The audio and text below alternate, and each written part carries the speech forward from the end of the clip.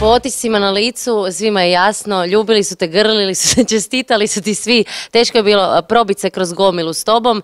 Uspio si. Jesam i toliko sam sada sretan da ne mogu opisati. Evo stvarno. Vidjela sam da su se neki rasplakali kad su te grlile, ljubile.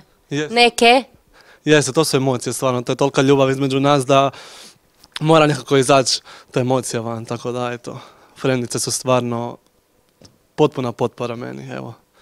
Zbog Žaka si se prijavio na Voice ili iz nekog drugog razloga? Pogledao sam Voice već 2 godine u stranim državama i stvarno rekao sam ako to dođe u Hrvatsku, definitivno idem.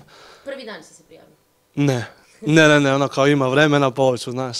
Ali nije zbog Žaka, ali kad sam saznao da je Žak u žiriju, to mi je dalo ono poticaj da stvarno ono dam sve od sebe, jer on je stvarno meni u Hrvatskoj jedan od rijetkih vokala koji su tako dobri. I onda onaj trenutak kad si završio s pjevanjem, publika plješće, šta će se?